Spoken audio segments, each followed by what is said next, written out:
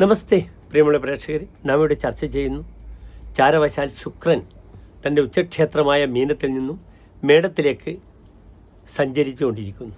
2026 March 26 കാലത്ത് 5 മണി മുതൽ, അതായത് 1201 മീനമാസം 12 മുതലാണ്. 25 ദിനങ്ങൾ മാത്രമാണ് മേടൻ രാശിയിൽ ശുക്രൻ നിൽക്കുന്നത്.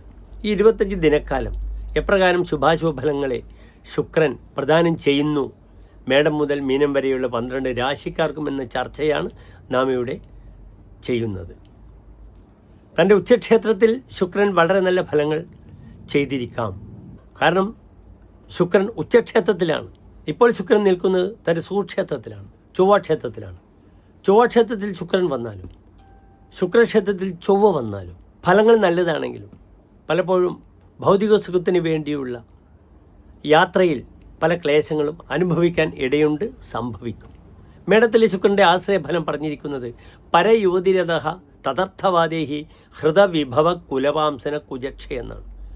പരയുവതിയിൽ താല്പര്യമുണ്ടാവുക, അതിനുവേണ്ടി തൻ്റെ വിലപ്പെട്ട പേരും പ്രശസ്തിയും ധനവും നശിച്ചു പോവുക, കുലത്തിനെ പറയിപ്പിക്കുക എന്ന ഒരു വിഷയമാണ് മേടത്തിലെ ശുക്രന് വരുന്നത്. അതിനാൽ പലപ്പോഴും ഈ മേടത്തിലെ ശുക്രനെ വളരെ ശ്രദ്ധിക്കണം. സ്ത്രീ വിഷയത്തിൽ അപഖ്യാതിയും ധനനഷ്ടങ്ങളും ഒക്കെ ഉണ്ടാകാം. അനാവശ്യമായ പൊങ്ങച്ചങ്ങളും ഒക്കെ കാട്ടി ധനനഷ്ടങ്ങളും സംഭവിക്കാം. മേടം മുതൽ മീനൻ രാശി വരെയുള്ള 12 രാശിക്കാരുടെയും ശുഭാശുഭ ഫലങ്ങൾ നാം ചർച്ച ചെയ്യുകയാണ്.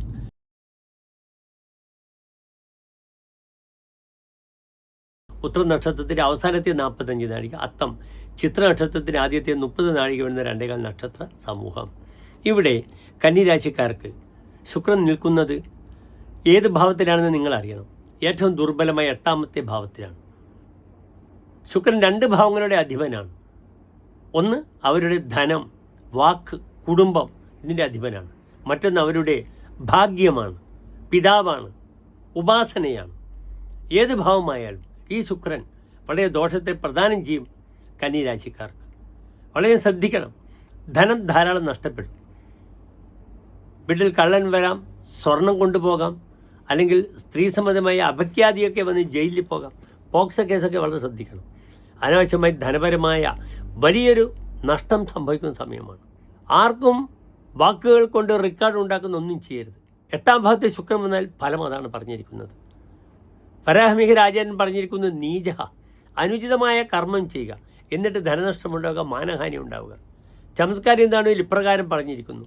ജനക്ഷുദ്രവാദി, ക്ഷുദ്രമായിട്ട് സംസാരിക്കും. വാക്ക് എനിക്ക് വലിയ ശത്രുവാകും. ഈ സമയത്ത് ചിരം ചാരു ജീവിയത്, കുറേ കാലം ജീവിക്കും.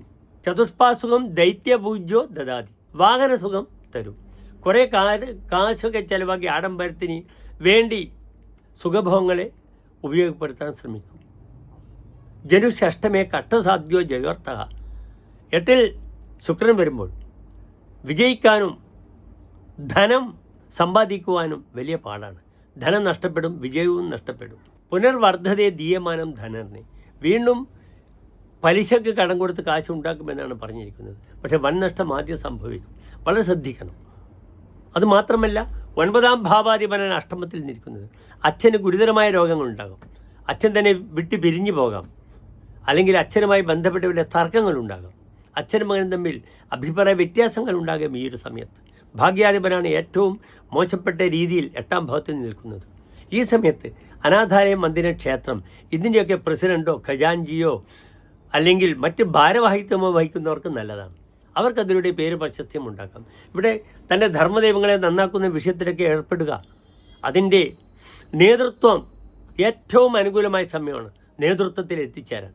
അതിലൂടെ കാര്യങ്ങൾ നീക്കുക, വളരെയധികം പേരും പ്രശസ്തിയും അതിനുമപ്പുറത്ത് മനസ്സമാധാനം ഉണ്ടാകും. അനാവശ്യമായ ധനനഷ്ടങ്ങൾ ഉണ്ടാക്കുക, അല്ലെങ്കിൽ പൈതൃകമായ സ്വത്ത് നഷ്ടപ്പെടുന്ന സമയമാണ്. ഒരുപക്ഷെ ബാങ്കിൽ വെച്ച ഭൂമി ജപ്തി ചെയ്യാൻ വിളിച്ചിരിക്കും. ഭൂമി നഷ്ടപ്പെടുന്ന സമയമാണ്. പാരമ്പര്യത്തെ നഷ്ടപ്പെടുത്താതെ ശ്രദ്ധിക്കണം കന്നിരാശിക്കാർ. നന്ദി, നമസ്തേ.